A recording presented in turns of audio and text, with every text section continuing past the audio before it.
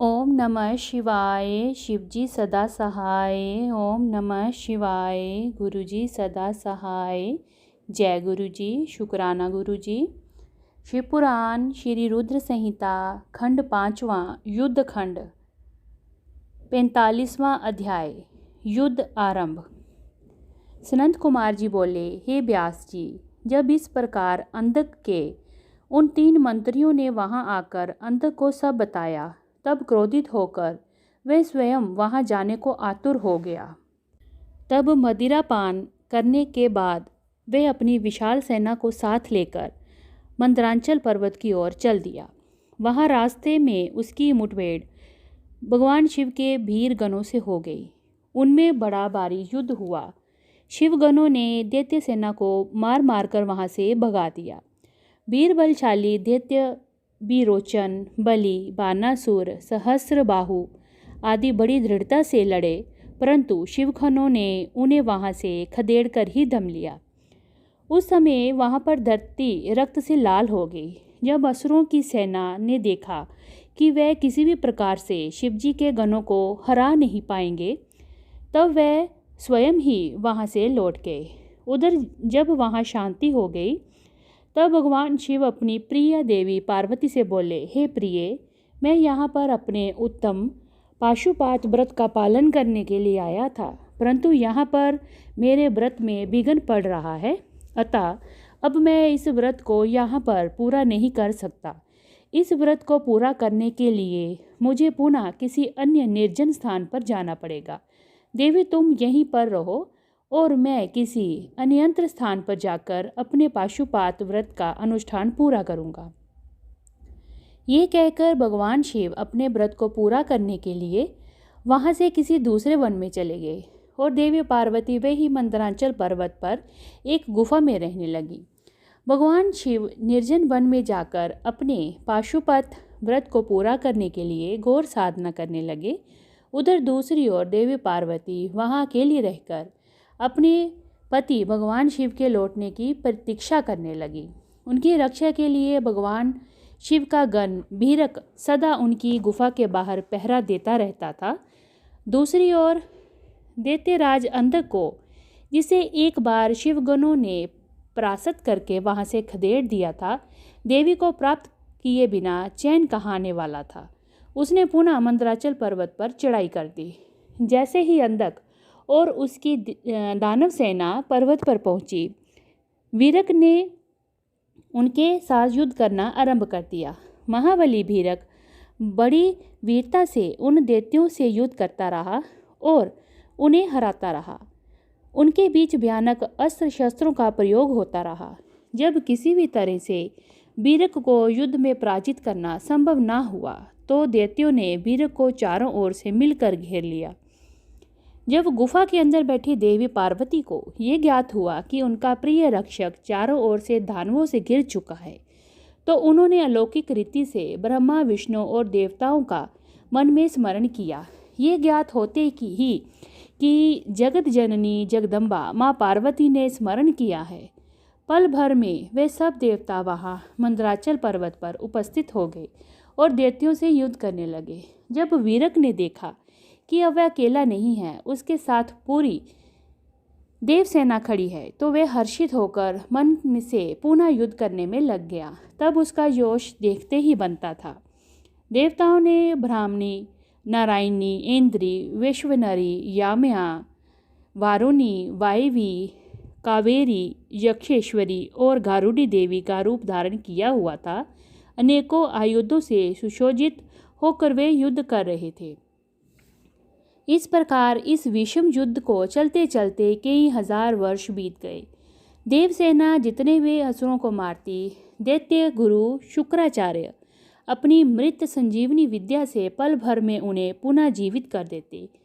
इस प्रकार दैत्य सेना कम होने का नाम नहीं ले रही थी और ना ही हार मान रही थी। युद्ध प्रतिदिन और भयानक होता जा रहा था। भगवान शिव भी अपना पाशुपात व्रत पूरा करके वहाँ मंदराचल पर्वत पर वापिस आ गए। इति श्री 45वां अध्याय समाप्त। 46वां अध्याय युद्ध की समाप्ति।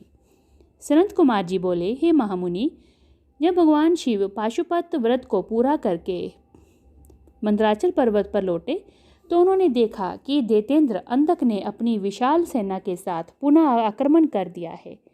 उनके वीरगण और अनेकों रूप धारण किए देवियां अंधक और उसकी सेना के साथ युद्ध कर रही हैं। ये देखकर भगवान शिव को बहुत क्रोध आया और मेरी अनुपस्थिति में इस दुष्ट दैत्य ने मेरी पत्नी को परेशान किया है। क्रोधित देवादिदेव महादेव जी अंधक से युद्ध करने लगे, परंतु दैत्येंद्र बहुत चालाक था। उसने गिल नामक दैत्य को आगे कर दिया। स्वयं उसने दैत्य सेना सहित गुफा के आसपास के वृक्षों और लताओं को तोड़ दिया। तत्पश्चात उस दैत्य अंधक ने एक एक करके सबको निगलना शुरू कर दिया। अंधक ने नंदीश्वर सहित ब्रह्मा, विष्णु, इंद्र, सूर्य और चंद्रमा व समस्त देवताओं को निगल लिया। ये देखकर भगवान शिव को बहुत क्रोध आया। उन्होंने अंधक पर अपने तीक्ष्ण बाणों का प्रहार करना शुरू कर दिया, जिसके फलस्वरूप दैत्यराज ने विष्णु सहित ब्रह्मा, सूर्य, चंद्रमा और अन्य देवताओं को वापस उगल दिया। उधर शिवगणों ने देखा कि दैत्य गुरु युद्ध में मारे गए राक्षसों को अपनी संजीवनी विद्या से पुनः जीवित कर रहे हैं। इसी प्रकार दैत्यों का मनोबल कम नहीं हो रहा है। तब शिवगणों ने चतुराई का परिचय देते हुए दैत्य गुरु शुक्राचार्य को बंधक बना लिया और उन्हें भगवान शिव के पास ले आए। जब शिवगणों ने ये बात भगवान शिव को बताई तो क्रोधित शिवजी ने शुक्राचार्य को निगल लिया। शुक्राचार्य को वहां से गायब हो जाने पर दैत्यों का मनोबल गिर गया और वे भयभीत हो गए। ये देखकर देवसेना ने उन दैत्यों को मार मार कर व्याकुल कर दिया। इस प्रकार युद्ध और विषम होता जा रहा था। दैत्यराज अंधक ने अब युद्ध को जीतने के लिए माया का सहारा लिया। भगवान शिव और अंधक के बीच सीधा युद्ध शुरू हो गया। भगवान शिव अपने प्रिय त्रिशूल से लड़ रहे थे। युद्ध करते करते दैत्यराज के शरीर पर शिवजी जैसे ही त्रिशूल का प्रहार करते, उसके शरीर से निकले हुए रक्त से बहुत से दैत्य उत्पन्न हो जाते और युद्ध करते रहते। ये देखकर देवताओं ने देवी चंडिका की स्तुति की। तब चंडिका तुरंत युद्ध भूमि में प्रकट हो गई और उन्होंने भगवान शिव को प्रणाम किया। शिवजी का आदेश पाकर देवी चंडिका उस अंधक नामक असुर के शरीर से निकलने वाले रक्त को पीने लगी। इस प्रकार अंधक का रक्त जमीन पर गिरना बंद हो गया और उससे उत्पन्न होने वाले राक्षस भी उत्पन्न होना बंद हो गए। फिर भी अंधक अपनी पूरी शक्ति से युद्ध करता रहा। उसने भगवान शिव पर बाणों से प्रहार करना शुरू किया। युद्ध करते करते भगवान शिव ने अंधक का संहार करने के लिए त्रिशूल का जोरदार प्रहार उसके हृदय पर किया और उसे भेद दिया। उन्होंने उसे ऐसे ही ऊपर उठा लिया। सूर्य की तेज किरणों से उसका शरीर जल गया और उसका शरीर जर्जर होकर नीचे गिरने लगा। मेघों से तेज जल वर्षा होने लगी और वे गीला हो गया। फिर हिमखंडों ने उसे विदीर्ण कर दिया।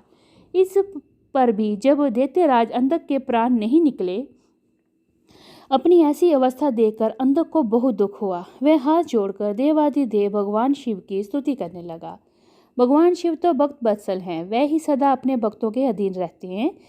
तब भला वे अंधक पर कैसे प्रसन्न न होते। उन्होंने अंधक को क्षमा करके अपना गण बना लिया।